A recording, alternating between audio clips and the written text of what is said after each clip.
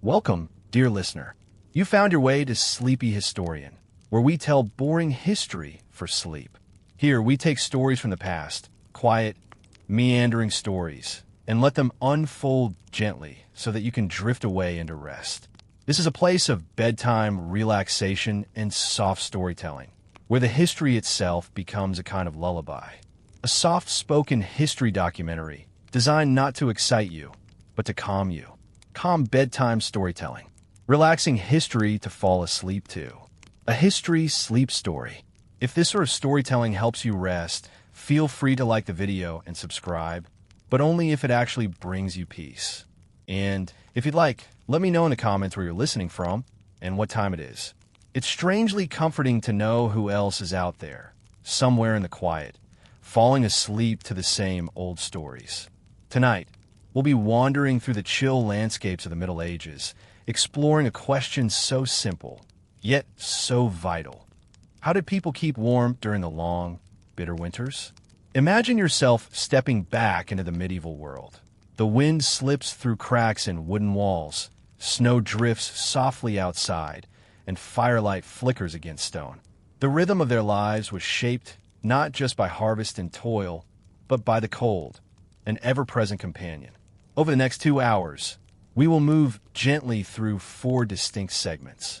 In the first, we will immerse ourselves in daily life, walking alongside peasants and townsfolk as they sought warmth in ways both simple and ingenious.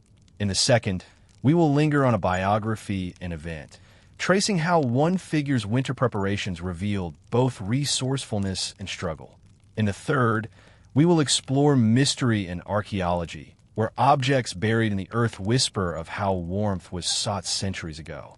And in the final segment, we will turn our gaze to contrasts, to the ways the nobility and wealthy experienced the same winters, with their great halls and hearths, so different from the small cottages of the poor. Each step will be quiet, unhurried. The stories will weave together, soft and steady, like the crackle of an old fire. My voice will remain even, the tone calm and detached, but always drawing you closer to the world of the past. So, settle in, dim the lights, let the world around you grow softer, and imagine the hush of a medieval night. Let the gods whisper, let the myths unfold, and let the quiet history of warmth in winter begin. Imagine yourself walking slowly along a narrow, frozen path in the countryside of medieval Europe. The air is crisp, the ground hard beneath your feet, and a pale sun hangs low in the sky, giving little warmth. Before you, a small cottage sits at the edge of a field, its roof thatched and dusted with snow. Smoke drifts from a hole in the roof, a faint sign of life within. This was the ordinary dwelling of most people, the peasants and farmers whose lives revolved around toil in the land, and whose winters were spent in quiet endurance. Inside such a cottage, warmth was always scarce. The walls were made of wattle and daub, a simple mixture of wood, clay, and straw. These walls held together, but did little to keep out the cold. The thatched roof, though thick, let drafts slip through. Windows were small or absent, often just shuttered openings that allowed little light and no glass to shield against winter air. And so, the hearth became the center of existence. The fire was small, carefully managed because wood was not limitless.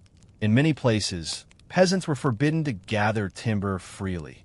Rights to forests belonged to lords. What could be gathered were fallen branches, twigs, and sometimes dried dung pressed into cakes, used as fuel when nothing else could be found. The fire gave warmth, light, and the means to cook, yet smoke often filled the single-room dwelling, stinging the eyes and blackening the roof beams. Chimneys were rare in the earliest cottages, so smoke simply drifted upward, curling into the thatch and seeping out through gaps. The smell of wood smoke lingered on every garment, in every woven blanket, in every corner of the home. Families gathered close to this hearth.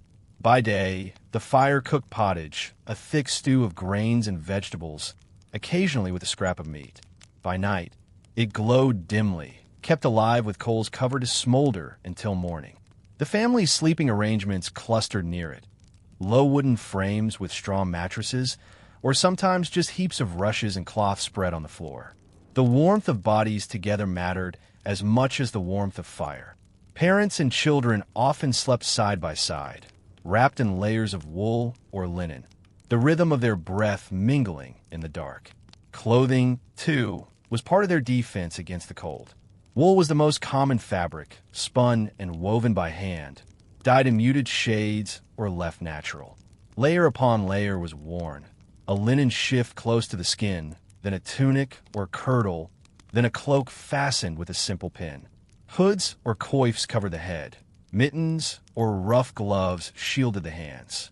Feet were bound in leather shoes, sometimes lined with scraps of fur, but often left cold and stiff from dampness.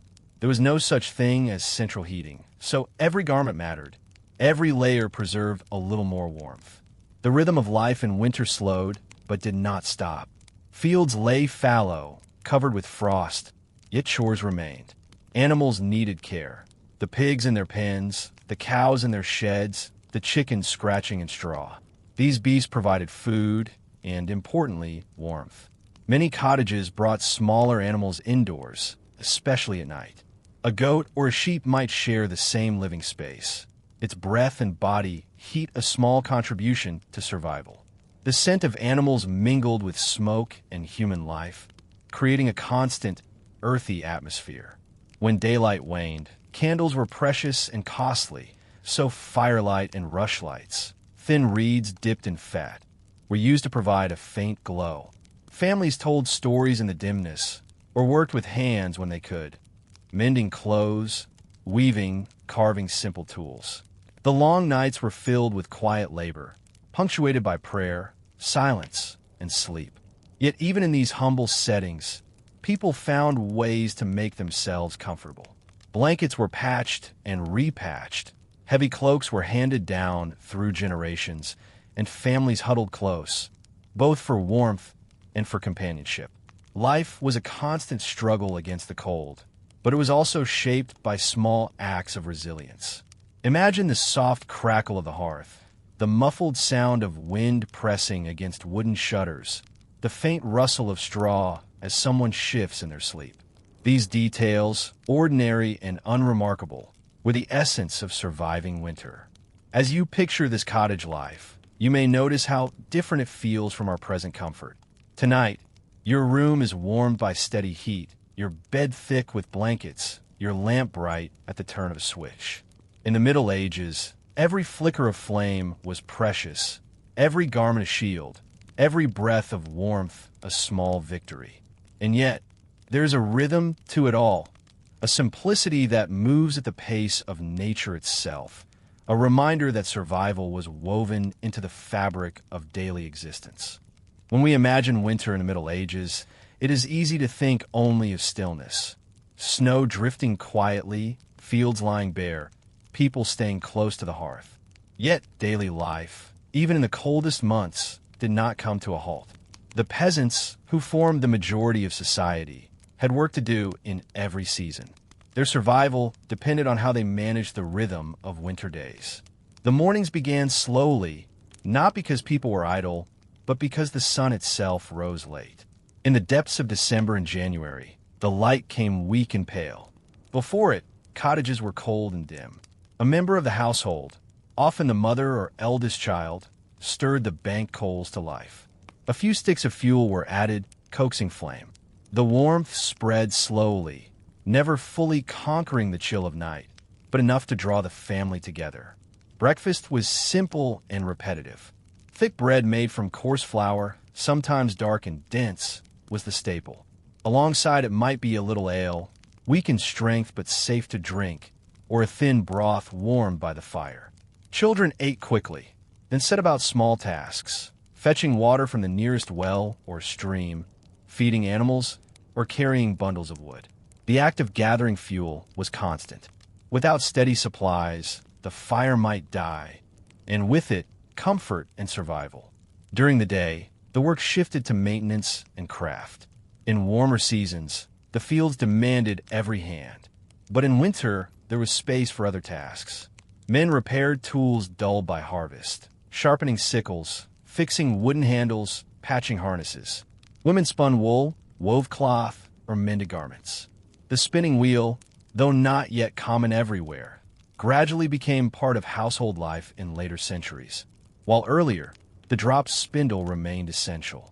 In either form, the task was slow, rhythmic, almost meditative, a constant hum in the corner of winter days. Food was always a concern. Autumn had brought harvest, but the supplies had to last until spring. Grains were stored in chests or bins. Dried beans and peas were kept safe from dampness, and root vegetables were buried in pits or cellars. Meat was rare, but in winter some households ate salted pork or preserved fish. The taste was heavily marked by salt, sometimes overwhelming to modern palates, but it was survival food.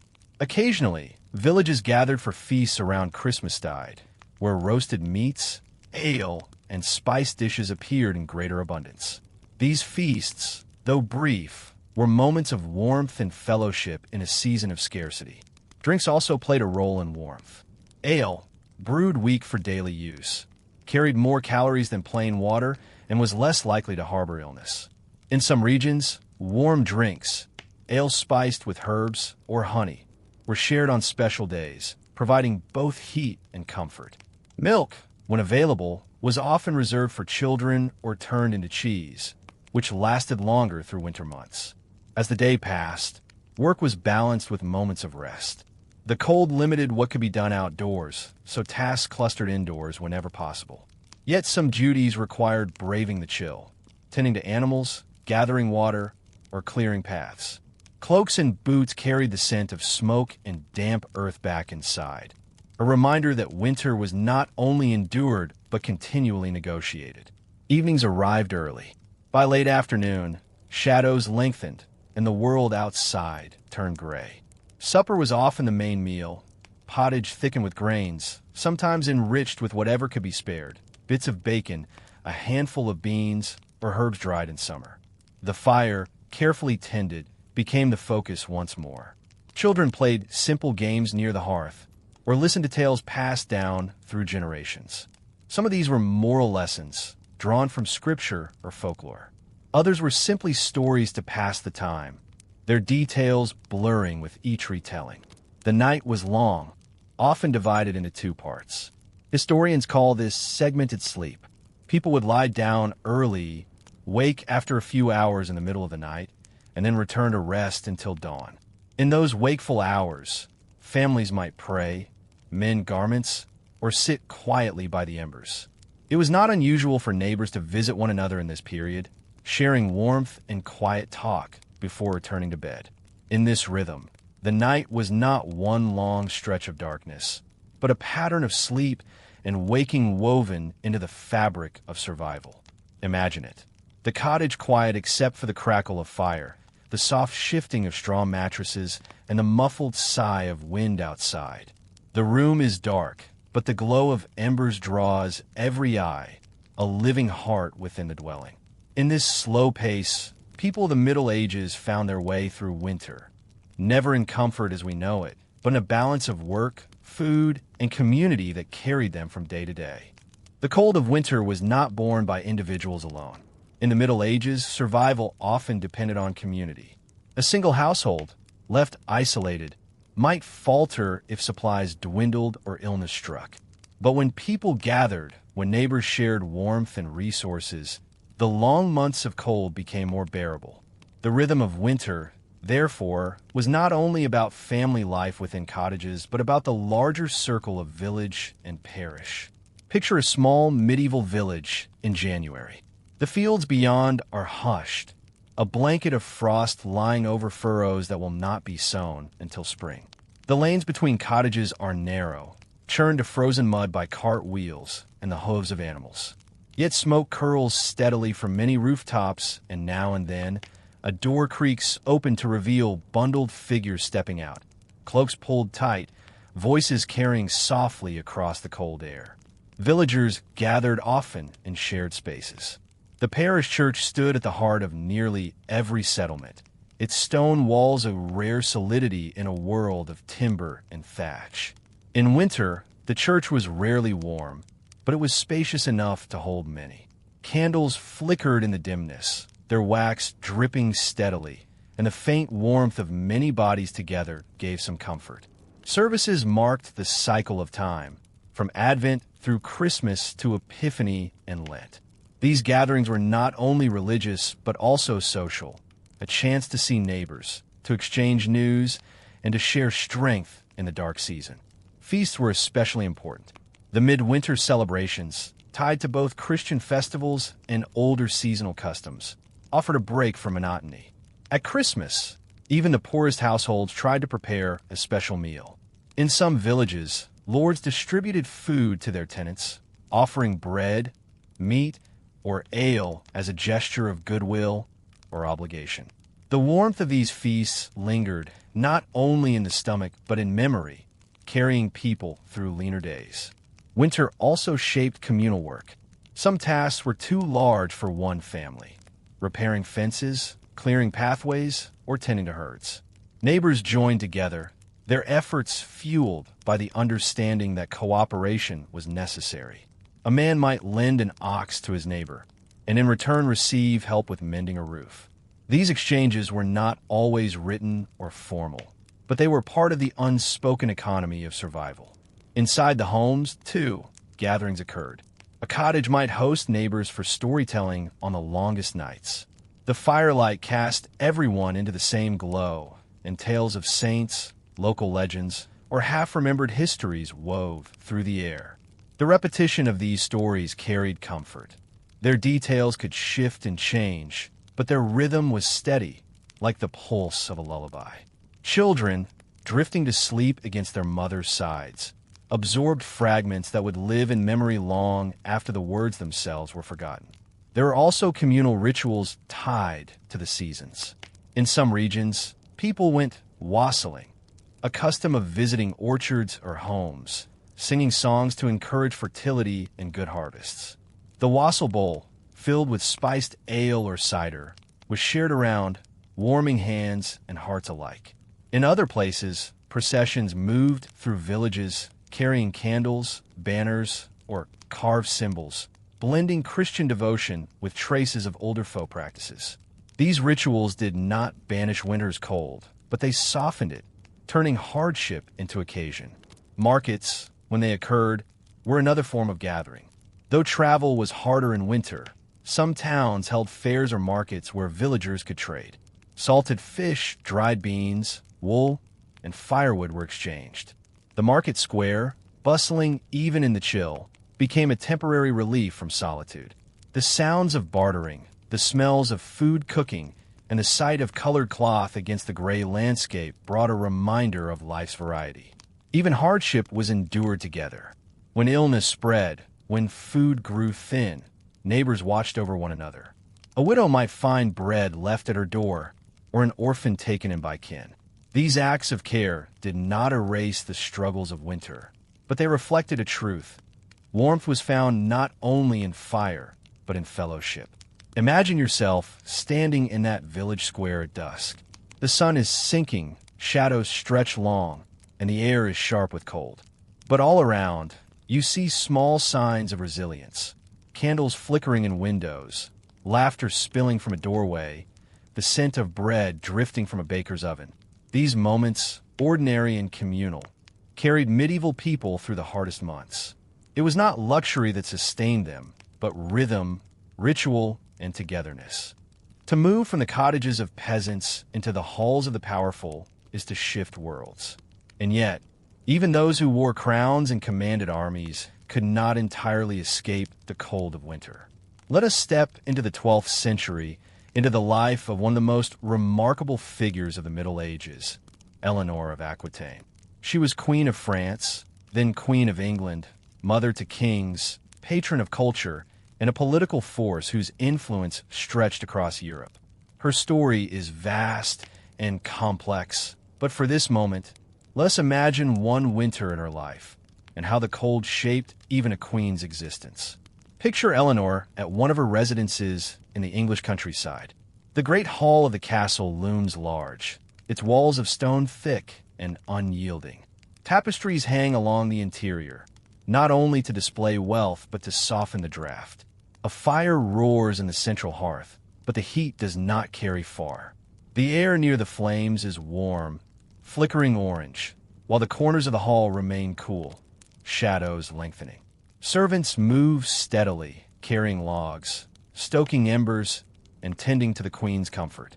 Yet even here, in a place of power, the cold seeps in through every crevice of stone.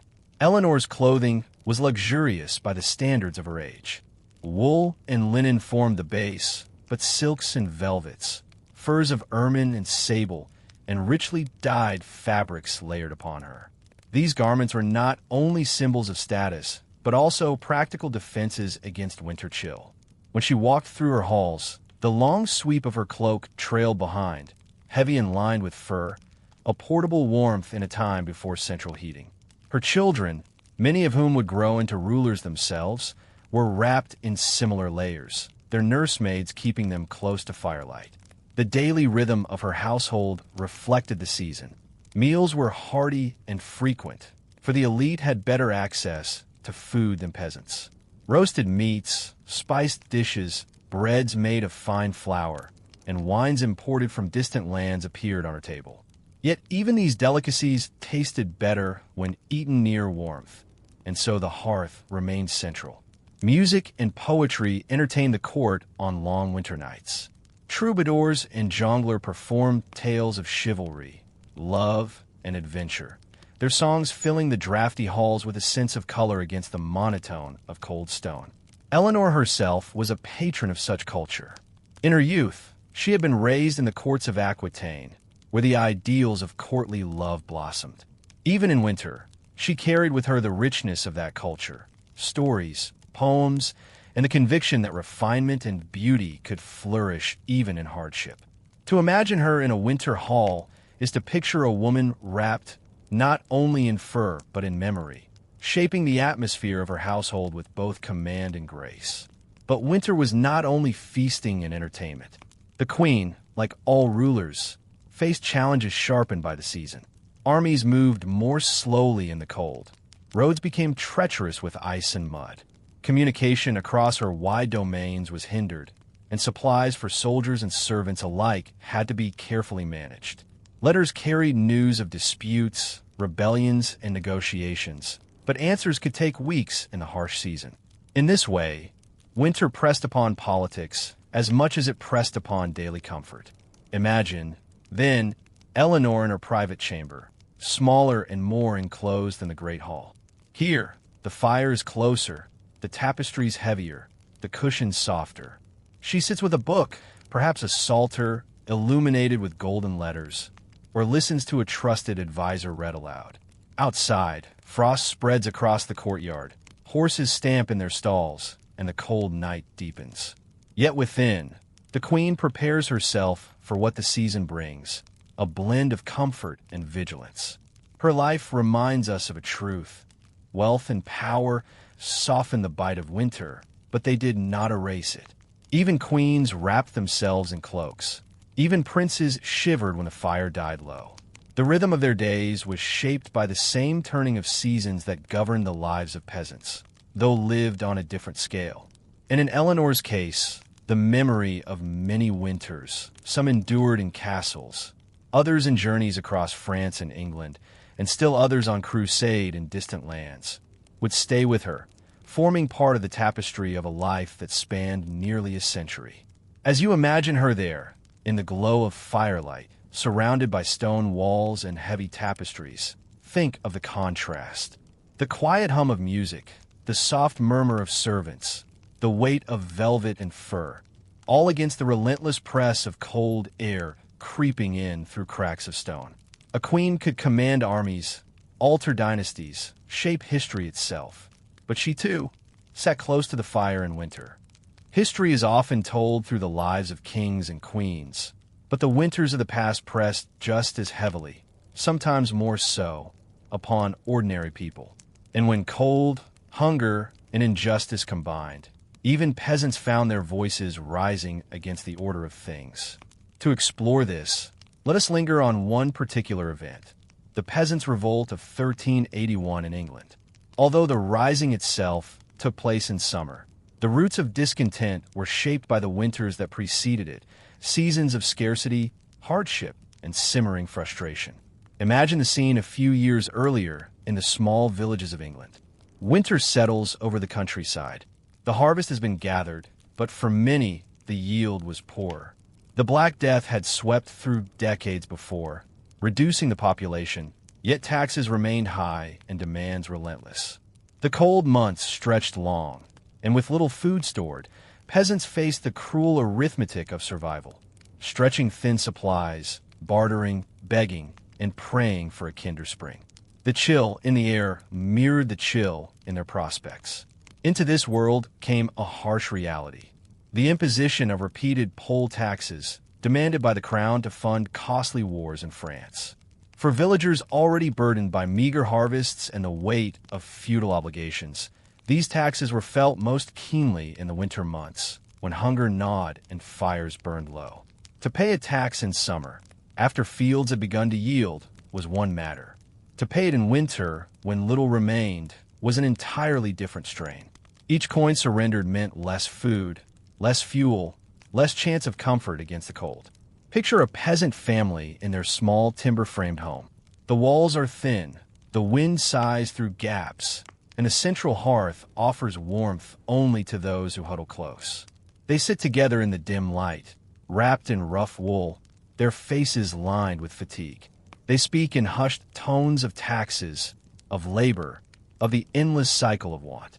Outside, frost stiffens the ground, and a crow calls across the fields. The winter nights seem endless, pressing down with both physical and political weight. When spring came, so too did rebellion. The grievances that had been spoken in whispers during long, cold nights erupted into shouts and marches.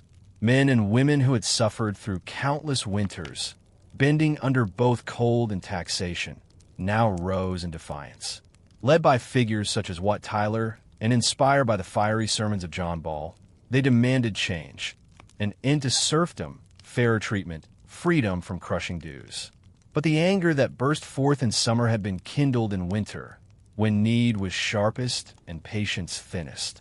Even as the revolts surged toward London, winter remained a shadow behind it. The fear of another season of hunger, another season of frost biting at weary bodies, fueled their urgency. When they stormed manor houses and clashed with officials, the memory of freezing nights and empty cupboards lingered in their minds. Their struggle was not only political, it was elemental. For the authorities, too, winter shaped their calculations. Lords feared that unrest during the cold months could be catastrophic. Armies were harder to muster, supplies more difficult to transport, and the loyalty of peasants, those who produced food and tended lands, more precarious. Thus, though the revolt came in June, its energy can be traced to December and January, when the hardships of life were most keenly felt. The aftermath of the revolt was grim. Promises made by the young king, Richard II, were quickly withdrawn. Leaders like Wat Tyler were killed, and many rebels faced brutal reprisals. Yet, in the quiet of the following winters, the memory of their rising lingered. By firelight in cold cottages, peasants spoke of that summer when their voices had nearly broken the old order. Hope and disappointment mingled with the smoke curling upward, and with each passing season, the knowledge remained. Even in the depths of hardship, ordinary people could rise. The peasants' revolt reminds us of how winter did more than chill bones. It sharpened discontent. Cold and hunger did not only test endurance, they shaped history itself. For in the stillness of winter nights, when survival became most fragile, thoughts of change grew boldest. The past often seems distant, shrouded in dates and names. Yet winters have a way of bridging centuries. Cold is universal, hunger recognizable, and the struggle to endure deeply human. One of the most enduring examples lies not in medieval Europe, but across the Atlantic during the American Revolution. Here, in the winter of 1777 to 1778, thousands of soldiers camped at a place called Valley Forge, enduring months of bitter cold that tested both body and spirit. Imagine yourself walking into that encampment. The ground is hard and frozen, the wind carrying the scent of pine and wood smoke. Snow crunches underfoot, and rows upon rows of rough log huts stretch across the landscape. Inside, the men crowd together, their breath hanging in the air, their blankets thin and their clothing worn. Fires burn low, fed by whatever scraps of wood can be scavenged. The smell of damp earth, smoke, and unwashed wool mingles into something heavy, a reminder of endurance more than comfort. General George Washington stood at the heart of it all. His role in this winter was not that of a dramatic battlefield commander, but of a quiet leader who remained present while his men suffered. He visited huts, listened to complaints, and pressed the Continental Congress for supplies. Food was scarce, clothing inadequate, and sickness rampant. For many soldiers, the struggle was not against an enemy army, but against frostbite, hunger, and despair. Winter was the truest adversary, and yet there was also discipline, training, and the slow forging of something stronger. Under the guidance of Baron Friedrich von Steuben, a Prussian officer, the ragged troops began to drill. In the snow and mud, with breath misting in the cold, they practiced maneuvers, learned order, and transformed from a collection of weary volunteers into something resembling a professional army. It was monotonous, exhausting, and carried out in the teeth of winter's bite. But it was precisely this long winter, with its mixture of deprivation and discipline, that laid the groundwork for later victories. Picture a soldier lying awake in one of those log huts. Around him, his comrades shift and cough. The fire is burned down, leaving more smoke than heat. He pulls his blanket tighter and dreams of food, of warmth, of a home left behind. Outside, snow drifts against the walls, muting all sound. The night stretches on, long and cold, yet he remains part of a force held together by shared hardship. In these long nights, the resolve of a nation was quietly built. The death toll of Valley Forge was heavy, not from battle, but from disease and exposure. Dysentery, pneumonia, and smallpox spread through the camp. Men who had survived combat fell to fever. Yet, despite loss and suffering, the army held. The discipline learned under von Steuben and the presence of Washington provided a fragile thread of hope. Winter's cruelty tested them, but endurance itself became a kind of victory.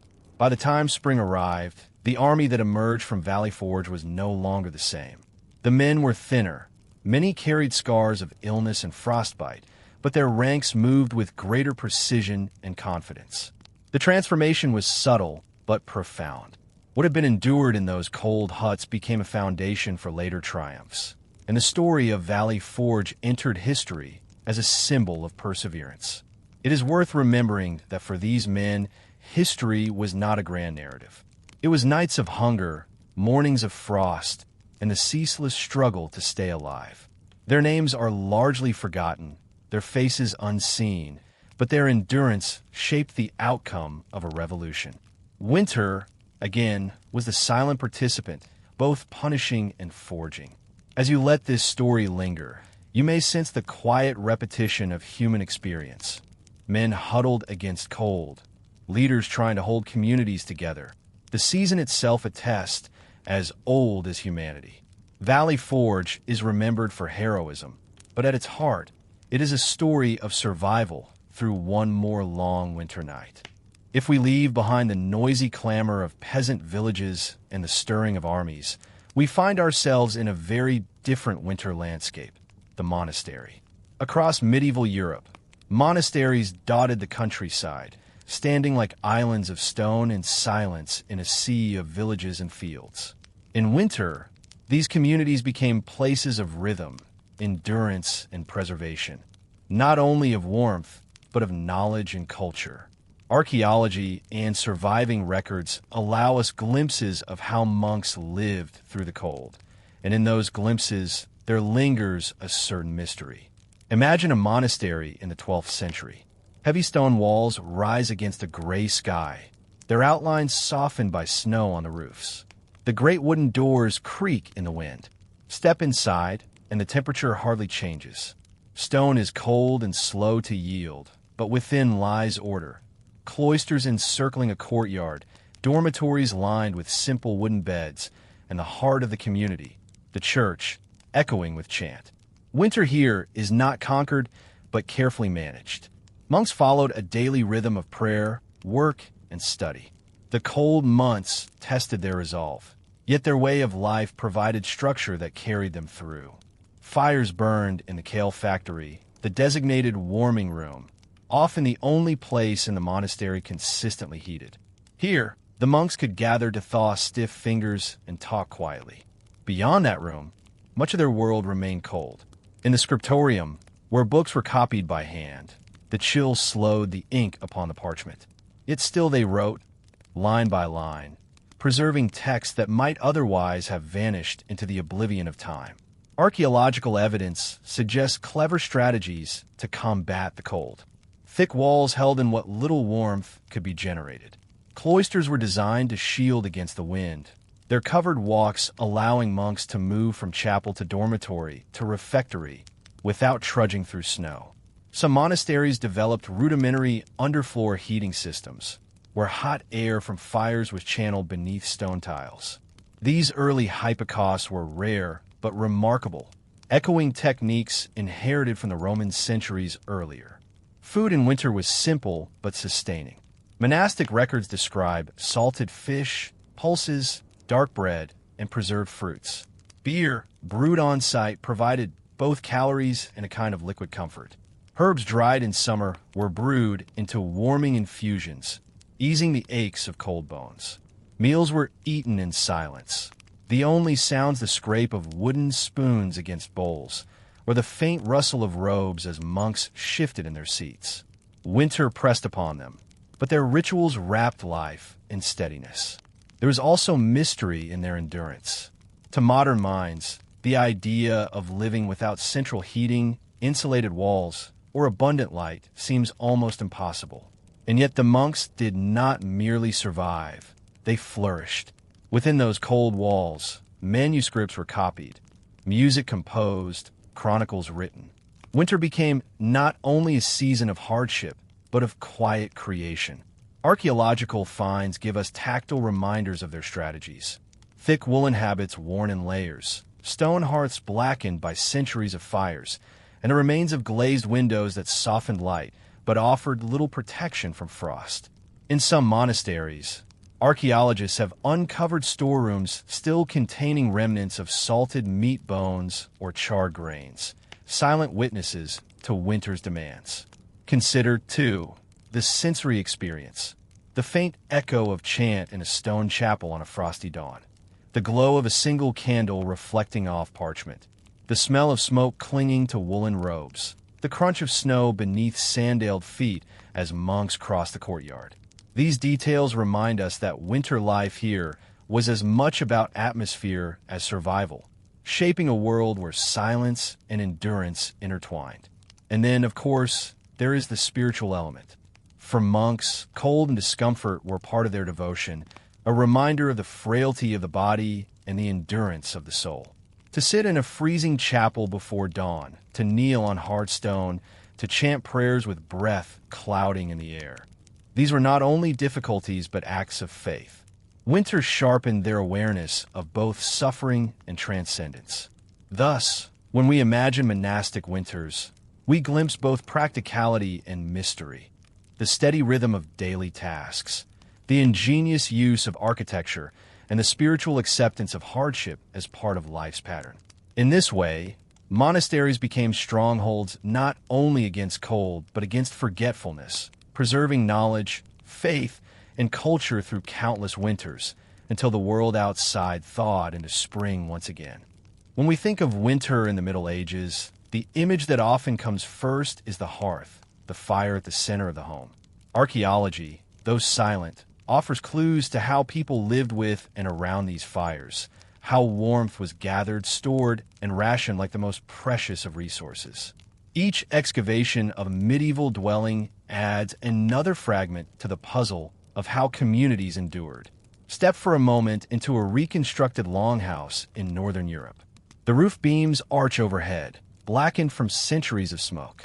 At the center lies the hearth, little more than a shallow pit lined with stone. Above it, A small hole in the roof serves as a vent, though most of the smoke lingers, curling into the air and staining the timbers. The fire provides light, warmth, and a place to cook, yet it fills the lungs and stings the eyes. Archaeological digs confirm this reality.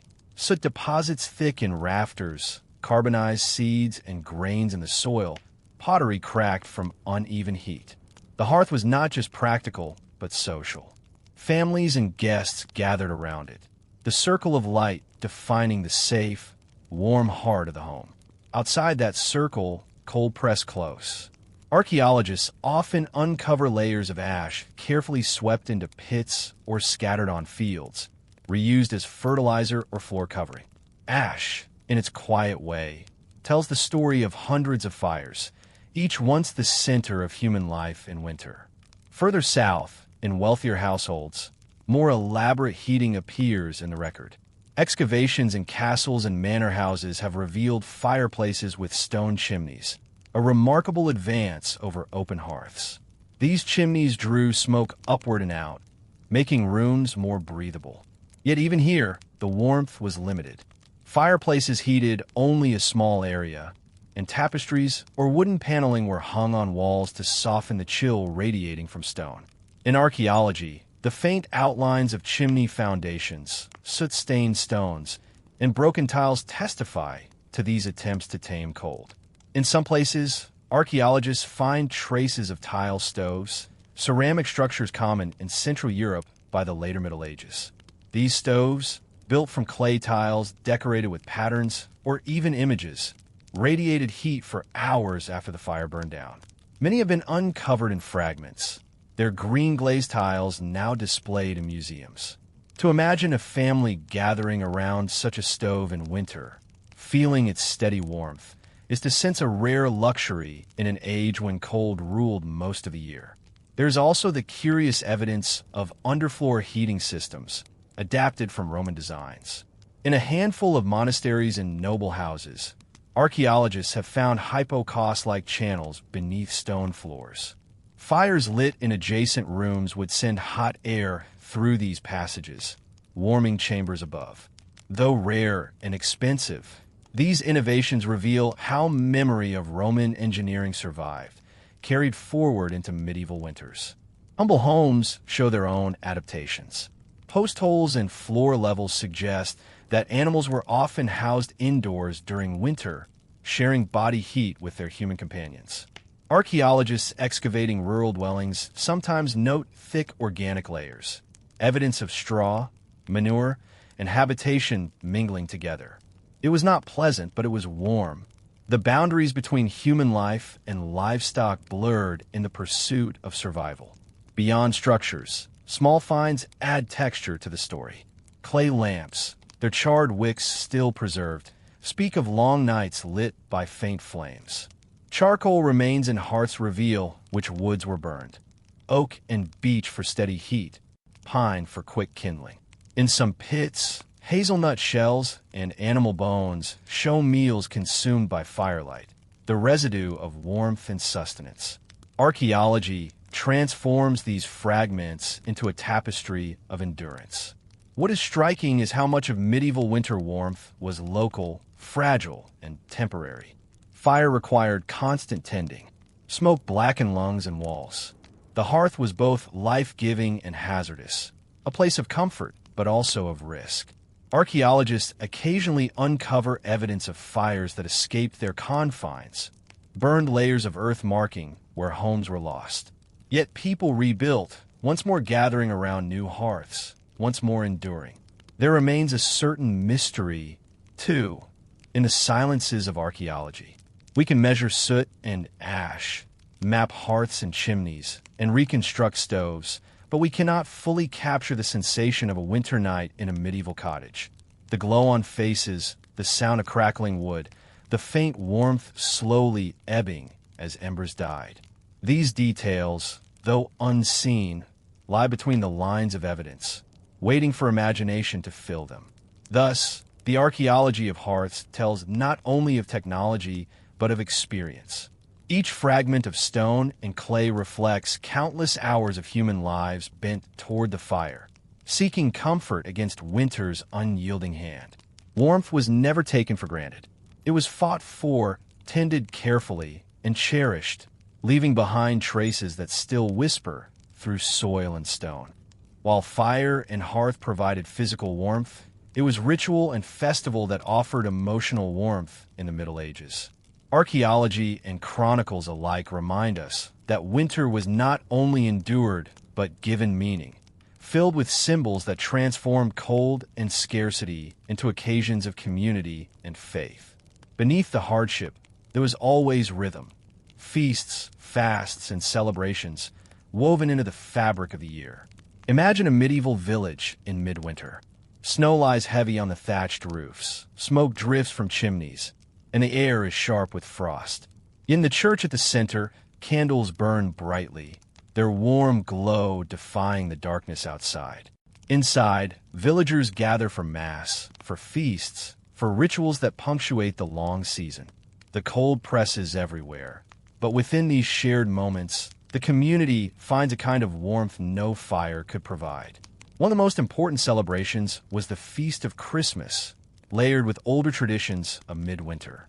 Archaeological finds of evergreen decorations, holly, ivy, and fir branches preserved in waterlogged pits, hint at symbolic greenery brought into homes and churches. These plants, enduring through frost, symbolized life persisting in the face of death. The act of placing them inside was more than decoration. It was reassurance, a reminder that spring would return. Yule logs, too, carried symbolic weight. In wealthier households, a great log was brought in and set ablaze, intended to burn slowly through the days of celebration. Archaeologists sometimes find oversized hearths or scorched stones, suggesting the scale of such fires. Fragments of burned oak or ash may be all that remains, but they speak of flames that once filled halls with light and warmth, casting shadows that danced across stone walls. Cultural traditions also included moments of inversion and misrule. The Feast of Fools, recorded in both clerical complaints and popular tales, brought laughter into otherwise solemn winters. Young clerics dressed in absurd costumes, mock processions wound through the streets, and songs echoed in a mixture of reverence and parody. While little physical evidence remains, manuscript illuminations and marginalia, tiny figures in hoods and masks, hint at this strange, liminal celebration. In the cold, when daily life was hard, communities made space for humor, for release, for shared joy. Winter was also marked by long fasts. Advent prepared for Christmas, and Lent often began while snow still lay on the ground. Archaeological traces of these rhythms appear in fish bones found in middens, far more common in winter months, suggesting the dietary shift imposed by fasting rules. The absence of meat in some layers tells as much about ritual as about subsistence. Faith shaped how food and warmth were managed, layering spiritual significance upon necessity. Beyond the Christian calendar, older traditions lingered in quiet ways.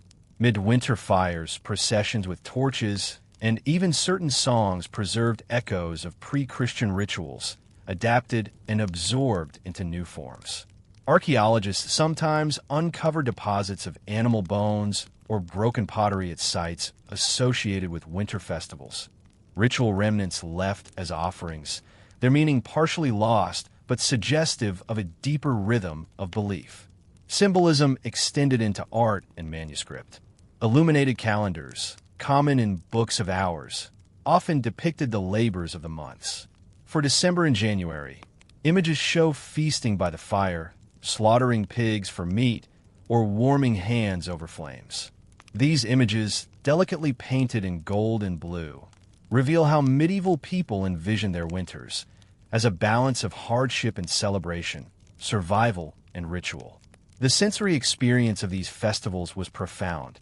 Imagine the flicker of candlelight on painted saints, the smell of roasted meat or spiced ale, the sound of chant mingling with laughter. Outside, the world was dark, silent, and cold, yet within the church or hall, warmth radiated not only from fire but from shared humanity. It was in these moments that winter's harshness was softened by meaning. There is mystery, too, in how people carried these rituals in their hearts. We can reconstruct the physical: burned wood, discarded bones, manuscripts inked by careful hands. But we can only imagine the feeling of standing in a crowd, hearing bells ring on a frozen night, or watching a log blaze while snow fell silently outside. These festivals were both communal and intimate, binding individuals to each other and to cycles of a year. Thus, winter in the Middle Ages was not only endured but sanctified, given rhythm and beauty through ritual. The cold was acknowledged, symbolized, and transformed. Archaeology gives us fragments. Chronicles give us words. Together, they whisper of a season when hardship and hope intertwined, when communities found light in the deepest dark, and when even in the coldest months, life was affirmed. When we think of medieval winter, the first image that often comes to mind is of peasants, wrapped in rough wool, huddled close to hearths, struggling to endure. Yet in the same world, high above in castles and manor houses, the nobility lived through the cold in ways far removed from common folk. Their experience was defined by abundance, ritual, and stone walls. Yet even privilege did not fully shield them from the season's bite. Picture a great hall in midwinter. The space is vast, its ceilings high, the stone walls heavy with tapestries. At the far end burns a great fire in an enormous hearth, logs so large they require several men to move. Flames rise and crackle, filling the air with warmth and smoke. Above, the beams of the ceiling disappear into shadow. Along the walls, banners hang, their colors bright against the gloom. Long tables stretch down the hall, laid with trenchers, pitchers of ale, and platters of roasted meat. Archaeology supports this vision. Excavations of castles reveal fireplaces large enough to consume whole trees, and layers of soot still darken the stone. Fragments of carved wood, scorched by centuries of heat, remind us of fires that once roared day and night. These hearths were not only practical, but symbolic, centers of power and hospitality. To feed the fire was to display wealth, for only the rich could afford to burn so much wood. Noble households also had access to finer clothing for warmth. While peasants wore coarse wool, the wealthy draped themselves in fur-lined garments. Squirrel, marten, ermine, and fox all were sewn into cloaks and gowns. Inventories and wardrobe accounts list these furs in great detail, suggesting not only comfort but status. To wear ermine was to declare rank. To wrap oneself in marten was both warmth and luxury. Archaeological finds of fur remnants, preserved in damp soil, confirm the prevalence of this trade. Yet even in luxury, discomfort lingered. The great halls, for all their fires, were drafty places. The very height of the ceilings made them difficult to heat, and cold air seeped through stone and shuttered windows. Guests at banquets sometimes kept their cloaks wrapped tight, fingers warming on cups of mulled wine. Accounts from travelers mention icy floors beneath rushes and breath visible in the chill air. Wealth could lessen the cold, but not banish it. The diet of the nobility in winter was rich compared to the meager fare of peasants. Records of manorial kitchens reveal roasted game, salted meats, freshwater fish, and spiced wine. Exotic imports, pepper, cinnamon, and cloves, brought heat to the table. Archaeological evidence of such wealth appears in discarded pottery imported from distant lands, in spice residues found in containers, and in the bones of animals hunted for sport and feasting.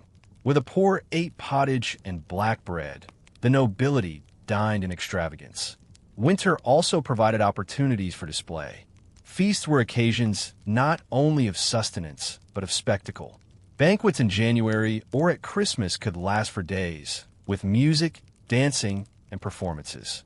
Accounts describe halls filled with musicians playing lutes and pipes, jesters performing antics, and tables laden with swans, peacocks, and boars' heads, often served gilded or decorated. These were more than meals. They were affirmations of power, proof that the Lord could command abundance in a time of scarcity. Still, The daily rhythms of noble life carried their own challenges. Castles were cold to live in, their stone walls unyielding. Even with thick furs and blazing fires, chambers remained chilly. Personal warming devices, small hand warmers of metal, sometimes filled with embers, have been unearthed by archaeologists, testifying to the need for portable heat even among the rich. Beds were layered with furs and thick blankets, but the chill of the night air still seeped in. There's also a cultural divide in how winter was experienced. For peasants, the season was survival. For nobles, it was an opportunity for ritual, display, and leisure. Hunting, though difficult in snow, remained a pastime, with falconry and boar hunts recorded in chronicles as winter entertainments. The very act of riding out in frost, dressed in fur and surrounded by retainers, was a declaration of power. The noble could turn harshness into spectacle. Manuscript illuminations capture this contrast vividly. In calendars of the months, January is often shown as a nobleman feasting before a fire, while December may depict peasants slaughtering pigs or trudging through snow. The imagery tells us that winter was experienced along lines of class. One group labored, endured, and survived. The other displayed, feasted, and turned the cold season into pageantry. Yet in one sense, all shared the same truth. The cold could not be ignored. Even lords wrapped in ermine still saw their breath in the air. Even ladies in fur-lined gowns felt the draft at night. Wealth softened the hardship, transformed it into spectacle, but could not wholly erase the season's grip. Winter, in the end, remained a common experience, though born unequally. If the banquet hall and fur-lined chambers represented the visible face of noble winter, the unseen machinery behind them was the labor of countless servants, retainers, and household staff. A great castle or manor did not simply exist in warmth and abundance. It functioned because of the constant effort of those who tended fires, carried food, maintained stores, and kept life moving during the most difficult season. Imagine the corridors of a castle on a cold January morning. Before the lord and lady had risen, servants were already awake, moving quietly through the half-lit passages. The first task was to stoke the fires. Ashes from the night before were cleared, new logs carried in from storerooms or yards, and flames coaxed back into life. The work was repetitive and heavy. Archaeological studies of medieval castles often reveal thick accumulations of ash around hearths, testimony to centuries of burning and cleaning. In kitchens, the day began early. The great hearths of noble kitchens were among the busiest places in a castle. Smoke-blackened beams and layers of soot uncovered in excavations reveal the constant fire needed to prepare meals, not only for the noble family, but for the army of retainers, guards, and workers who lived within the walls. Winter menus were dictated by preservation. Salted meats hung in storerooms, dried fish stacked in barrels, cheeses aging in cool cellars. Servants were responsible for slicing, soaking, and cooking these provisions into hearty meals. Servants themselves endured the cold in harsher ways than their masters. While the lord dined in fur-lined robes, the cook, the page, the stable boy all worked in simpler wool garments, warming themselves briefly by the kitchen fire or in the stables where animals gave off heat. Records of clothing allowances for servants show plain wool and occasional cloaks, but rarely the fine furs reserved for the upper household. For them, the rhythm of winter was work, exposure, and service, with comfort secondary to duty. Household management in winter also extended to supplies. Manorial accounts and castle inventories detail the precise tracking of resources. How many barrels of ale were brewed, how many pigs slaughtered and salted, how much grain remained in the granaries. These documents tell us how carefully the season was planned for. Failure to calculate properly meant hunger not for the lord, perhaps, but certainly for the lower staff. Archaeological finds of broken storage jars, wine casks, and large ceramic jugs confirm the scale of such storage, sometimes marked with tally cuts to keep count. The cold also shaped the rhythm of noble duties. Audience chambers, though impressive, were often frigid. Lords might hold shorter councils or cluster near hearths while discussing matters of estate. Records mention winter courts or sessions often being briefer, sometimes postponed until spring when travel was easier. Yet governance could not pause entirely. Messengers still arrived, documents still required sealing, disputes still needed arbitration. We know from preserved wax seals that some charters bear the marks of winter months, indicating that even in the bitterest cold, the business of ruling went on. For ladies of the household, winter routines often centered on indoor tasks. Embroidery, reading, and prayer filled the darker hours, while supervision of servants and stores ensured the smooth running of the estate.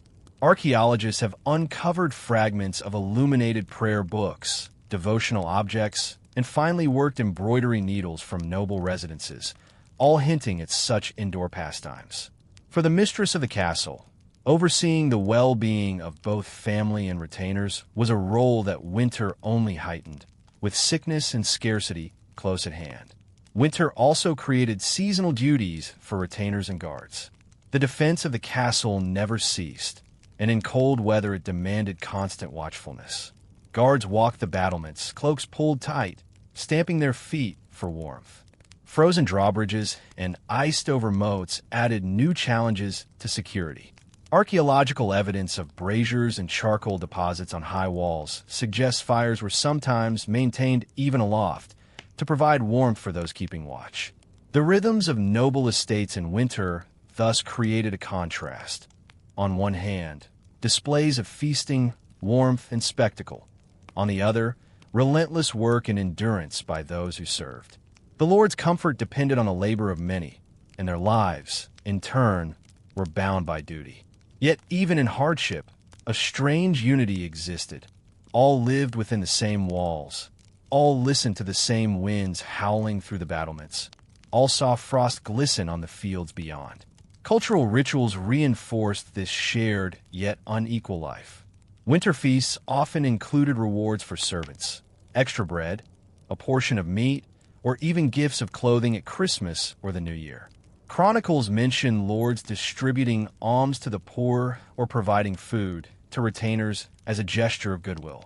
Such practices reminded all of the bonds of loyalty that tied noble households together.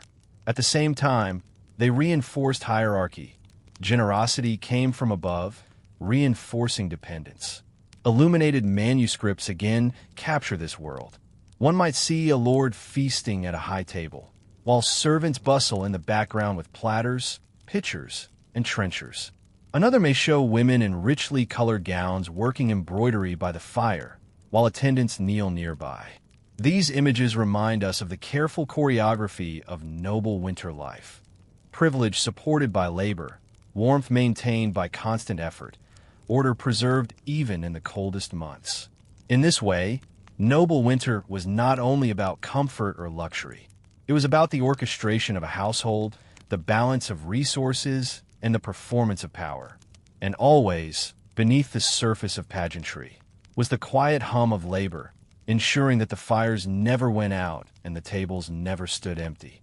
The cold season, though harsh, carried deep cultural meaning for the nobility. It was not only endured, but woven into the rituals of power, faith, and identity. While peasants marked the season with survival tasks, cutting wood, preserving food, tending animals, the aristocracy shaped it into an opportunity for ceremony, display, and reflection. Winter became a theater for expressing wealth, reinforcing hierarchy, and connecting earthly life with divine order. Consider the great feasts of midwinter. Christmas, Epiphany, and the Feast of St. Stephen were occasions when noble households gathered in grandeur. Chroniclers describe halls glittering with candles, their flames reflected in polished silver and golden goblets. The sound of minstrels filled the air, the scents of roasted meat and spiced wine mingled with burning wood. Each feast was not simply a meal, but a performance, demonstrating that the Lord could command plenty even in the leanest months. In a season when commoners rationed bread and beans, nobles displayed roasted peacocks, gilded pastries, and wines from distant vineyards. Symbolism infused these feasts. The Yule log, a massive piece of timber dragged into the hall, was burned as a sign of prosperity and protection. Archaeological traces of oversized hearths and charred logs suggest the practice was not only literary, but real. The log burned slowly over many days, its endurance mirroring the resilience of the household through the darkest nights. Lighting it was both practical and spiritual, a ritual of continuity linking each winter to those before. Gifts also played a symbolic role. On New Year's Day, lords and ladies exchanged tokens, rings, fine cloth, or silver cups. Servants sometimes received coins, cloaks, or extra rations. These acts reinforced loyalty and social bonds. Surviving records of royal households list in meticulous detail the gifts received and given, down to the weight of silver or the type of cloth. They remind us that generosity was never casual. It was structured, recorded, and bound with meaning. Religious observance marked winter just as strongly as feasting. The hours of darkness were times for prayer, reflection, and ritual. Monastic calendars and noble prayer books reveal the rhythm of Advent fasts, Christmas vigils, and Epiphany masses. In illuminated manuscripts, nobles are sometimes depicted kneeling by altars while snow drifts outside, symbolizing both piety and endurance. Archaeological finds of small chapels within castles emphasize the role of private devotion, providing sacred warmth amidst the cold stone walls. Winter also carried symbolic associations of death and renewal. The barren fields, leafless trees, and silent nights reminded medieval people of mortality. Nobles commissioned art and literature that reflected on these themes. Poems about fleeting life, sermons on endurance, and calendars that juxtapose the seasons with the stages of human existence. Yet winter was not only an image of death. It also carried hope, for spring would follow. In this sense, noble rituals echoed the broader cycle of Christian faith, from darkness into light, from scarcity into renewal. Cultural entertainments reflected these themes as well. Masks and pageants staged during winter feasts often featured allegorical characters. Figures of winter, fortune, or death contrasted with spring, joy, or abundance. These performances entertained, but also reinforced the idea that the noble household could withstand and triumph over hardship. To laugh at winter's costume-clad personification was to assert mastery over the season itself. Hunting, though difficult, also retained symbolic power. A noble lord who led a hunt in snow demonstrated not only wealth but vigor. Records describe hunts of boar or deer conducted in frost. The quarry later served at the feast. Archaeological remains of hunting horns, falconry bells, and animal bones at castle sites confirm the continuation of such practices even in midwinter. The symbolism was clear. The Lord provided, even when nature resisted. At the same time, winter reinforced hierarchy. The division between noble feasts and peasant scarcity was not accidental. It was part of the structure of society. By displaying abundance when others had little, lords underscored their authority and divine favor. Chronicles sometimes describe peasants gathering outside manor gates in winter, receiving alms or leftovers, a vivid reminder of both generosity and distance. The very contrast was symbolic. Nobles shone brighter against the backdrop of common hardship. Even architecture carried meaning. Castles were designed to endure cold winds and snow, their stone walls a symbol of permanence. Fires burning within became emblems of continuity, warmth and light at the heart of unyielding strength. In illuminated manuscripts, castles appear as bastions rising from snowy landscapes, windows glowing with golden light.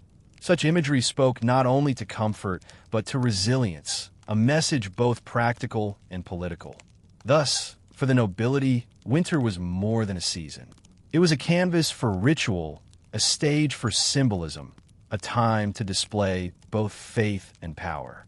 While the cold pressed equally upon all, the elite shaped it into an opportunity to affirm their place in the order of things. Beneath the furs, the feasts, and the prayers. However, lay the same truth that all medieval people knew. The winter was long, its nights were deep, and its silence pressed upon every life. And so, we come to the end of this quiet journey through the winters of the Middle Ages. From the smoke-filled cottages of peasants to the vast halls of nobility, from the stored grains in cellars to the glowing Yule log and great hearths. We have wandered through a world where cold shaped every life. The rhythm of winter was constant. For common folk, it was measured in careful rations, in daily chores of gathering wood, in huddling close to embers that never seemed quite enough. For them, each day was survival, each night a test of endurance. Archaeology still preserves their struggle. Worn hearthstones, simple pots blackened by years of use. Animal bones split to extract marrow in times of scarcity. For the wealthy, winter was no less present, though softened by privilege. They draped themselves in furs, feasted on salted meats and imported spices, and filled their halls with light, music, and a ceremony. Yet even they saw their breath in the cold. Even their stone walls echoed with the howl of winter winds. Comfort, in truth, was relative. None could escape the season's grip. Across society, winter carried meaning. It was a time of faith, of ritual, of reflection on death and renewal. Candles burned longer in chapels, prayers rose in the still air, and feasts marked the endurance of community. In illuminated manuscripts, the season was painted with contrasts. Peasants bent over fields of snow, nobles feasting by fire, all framed by the turning of the year. And now, as we close this story, you may find yourself reflecting on the contrast between that world and the one you live in. Tonight, you may lie beneath blankets, warmed by the hum of modern heating, surrounded by silence that is peaceful rather than threatening. The winters of the Middle Ages feel distant, yet they linger in the echoes of old traditions, in holiday feasts, in the glow of candles, in the way cold nights invite us to gather close. If this kind of gentle history helps you rest, feel free to like the video and subscribe, but only if it truly brings you peace. And perhaps let me know in the comments where you are listening from and what time it is for you. It is strangely comforting to think of others, far away yet near in this shared moment, falling asleep to the same old stories. So let the quiet settle. Let the past recede like snow melting in spring. Breathe slowly, deeply. Feel the comfort of the present, the softness of your bed, the stillness around you.